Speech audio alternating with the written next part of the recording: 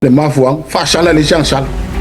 on mo kwa ma wa ya e pe yor chang nga fo nga le yesu ye fa ma nga lo ku ya ki la ko wala ko le lo me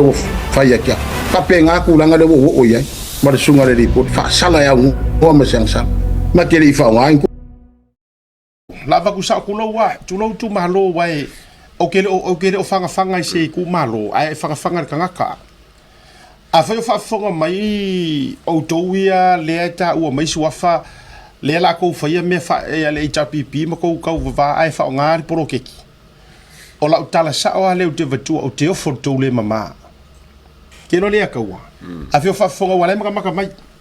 o ke ofo lo le ma mar ko le mama nga ko ke engei le milion ngar fast a le ko mai ko fia kanga kam ko fia ngi wari e fua fai se ko mea o ia kuila epa po le ase ko me fai mo resi fai nga paloka or karinga kari sawa nga va kuya o ko wia mo e po ile ko ke o langa ngi mea ioi ora me ele o ifunka ko faste e ko langa e a pisa ai kanga ko faste le melia pisa le anga o le lako anga vakau o le lako forfolanga ai a fai o mawai singa o mea o ele ngare karikongu o ele HRPP and this is a direct announcement mo o ko langa le foi la sau paroka ko ke ala langa ko ke fai mai e pepelo ele moi wa ki nga foi karinga ya ko kala e oi ala la mela ko boi foi ko fa lo ka o fua le mangula ki ko lo wa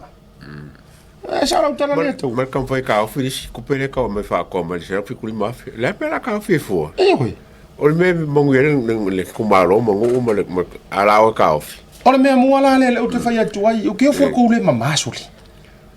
o la ka inga se ai le ko fa ma le fa ukanga mamalu kalu le upu e o ko kanga ka le aka mo le JPP ia wa tau fo le fai wa ka fo ko ilalo le sui le mo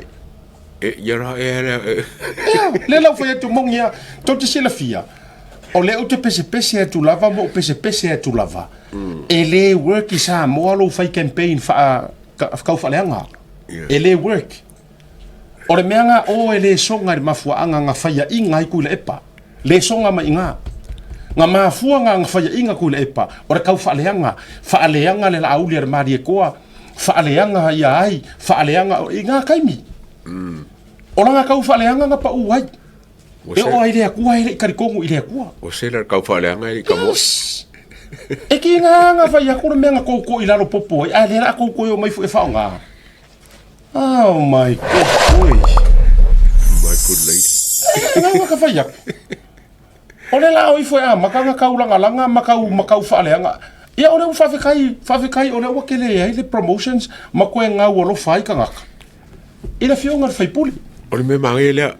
wa bella come pio le mame wa le fa ma o ngel fai puli ia nga